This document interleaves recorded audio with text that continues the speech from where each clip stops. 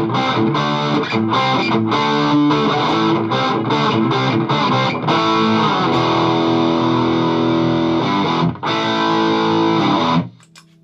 guys, how's it going? Welcome back. The Blackstar HT5.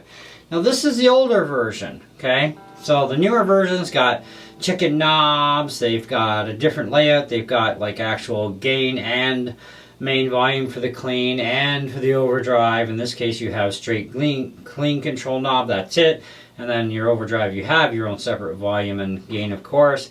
Infinite control, of course, is on here for infinite frequency. Which works with your EQ. You don't have to use it if you don't want to, especially if you can't find a colorful tone you want to work with that frequency knob with your EQ settings.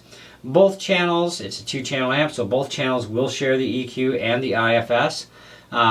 You have cabinet simulation as well on this thing for different cab sims out. They've given you two choices. Standby switch, power switch, you've got an effects loop, as well as on the effects loop you do have a level output control.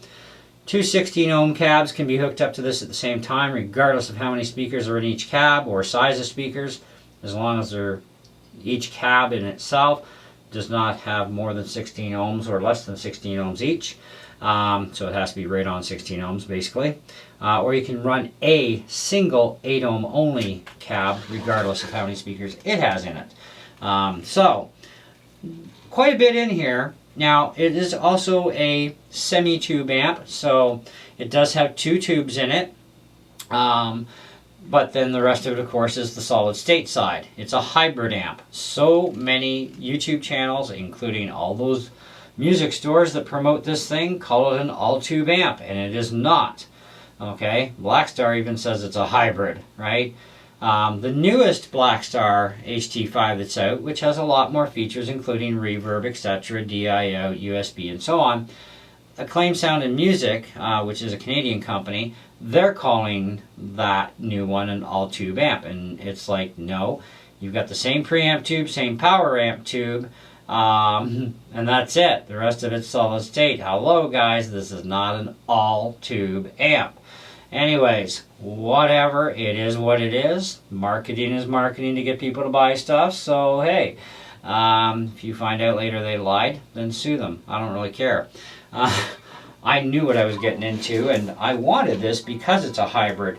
I've tried a number of different all-tube amps myself, and the only thing I haven't been able to try is like a 1 watt or a 5 watt all-tube amp. The smallest amp I've ever seen in stock at Long McQuaid, because that's the store I mainly deal with, they've had for an all-tube amp, the smallest they had was a Vox AC10, which is not physically big or small. It's actually a comfortable size, and it doesn't weigh 5 million pounds, but it is definitely an all-tube amp. Problem is, as an all-tube amp at 10 watts, I can't even get much of a clean tone out of it that's appealing to me on any guitar pickup system until I crank up those tubes to get them to heat up.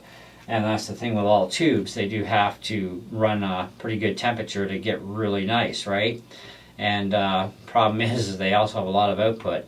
And you know, wattage is a joke, especially nowadays. It's not like it used to be, but nowadays you can have high wattage, low dB, and you're still not getting the wattage because you have low dB. The good old days is low wattage, high decibels. Like even this is actually quite surprising how loud even 2.5 watts is at 16 ohms. Because at 16 ohms, you're only getting 2.5 watts out of the 5. I have no experience with this amp with an 8 ohm cab to know how loud this thing is at 5 watts, but at 2.5, yeah, even you would not want to stay in the same room. It is very, very loud. But the nice thing about being a hybrid too is you don't have to cook the tube so high up in order to get a really great tone at any volume. So that kind of works, and it's the same clean sound of any other tube amp. It's just that it's a hybrid, you know? I mean, this is really nice.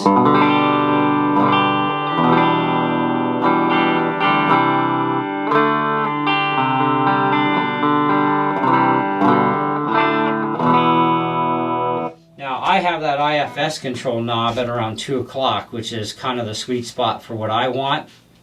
You can play with it any way you like on your own amp. My bass, mid, and treble are currently all at 12 o'clock. It's kind of where I set things usually. I like a more balanced tonal response, but if I want to, I can add or take away.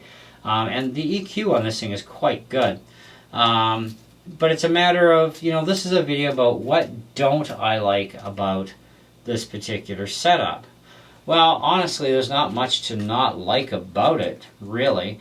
I think the only thing I would have liked to see or have access to would have been a line out, where I could still use the amp on stage and hear the amp, but have a line out to the PA. In this case, we have a headphone jack that can be used for the purpose of headphone line out, and we do get cab simulation of a couple different type of cabinets that we can simulate, which is kind of nice, right? But unfortunately, when you plug headphones in, you cut off the output, so you have to listen to it through your DAW on your computer at that point in order to hear it. So it's kind of that's kind of different. But on stage, you would want to be able to hear your amp tones on stage with the amp behind you, and your PA speakers are in front, of course, going to the crowd. So yeah, you could actually gig live with this thing, but you're definitely going to have to mic it up. I mean, it's got some pretty good high decibels coming out of this puppy, but I mean, in a church, you wouldn't really have to mic it up, and you should be okay with your drummer. Maybe. It's hard to say. I'd have to try it and then get back to you on that one sometime. But otherwise, I'm pretty sure even in church, I would still have to mic this thing up, especially considering the cab that I have is 2.5 watts is what's creating the output at 16 ohms.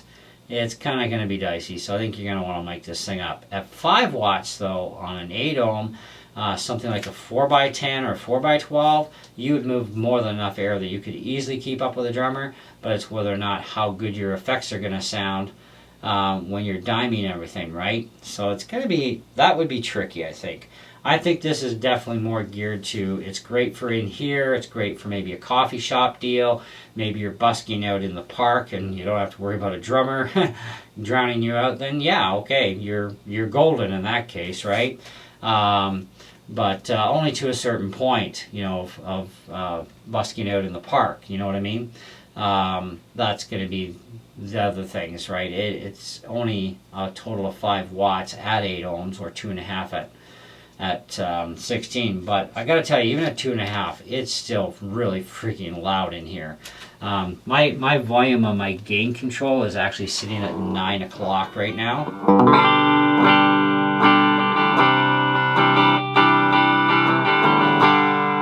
Still quite loud, so you got a long way to go. Gain channel, my gain is sitting at, let me just take a quick boot here. It's hard to see when it's chrome buttons. So we've got gain at about roughly almost 2 o'clock, well actually about 1:30, and main volume is about 9:30 on the dial. So not up much higher than my clean. This.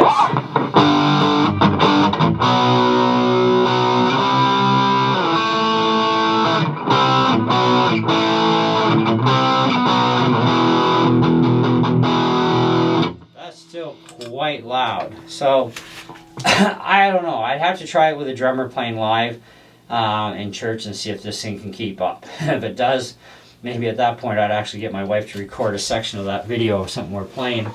And you can see how it works in a live situation. So when that opportunity comes, I'll do that for you guys. But either way, there's really, for me, the only thing I don't like about it, to be honest, is that it just doesn't have a line out, which is a big thing, I think, for playing live with, because then it would be perfect. But the other thing I don't like is when it comes to the gain side, like the overdrive, I really don't like the tones that I'm getting out of my Stratocasters, okay? And the Tele is kind of, it's not bad, but it could still be slightly better for single coil. And I would expect that this thing would have done really well on single coil pickups on the overdrive, but on the clean side, it's actually pretty good. It's not as appealing to me as humbuckers on clean, but, we all have our different preferences, and that's the thing, And these videos are all about me and my gear and what I like or don't like about the gear for my uses. And I think that's where we have to keep an open mind there. What I like, you may not, and vice versa. We might get lucky and we both like the same things or hate the same things about something. So, but otherwise, yeah, I'm definitely very freaking happy with this amp, and I love it. And it's definitely a keeper in my books. So, yeah, that's where I'm at. That concludes this one. So let's move on to the next amplifier, shall we? Yes, we're having so much fun today. All right, see ya.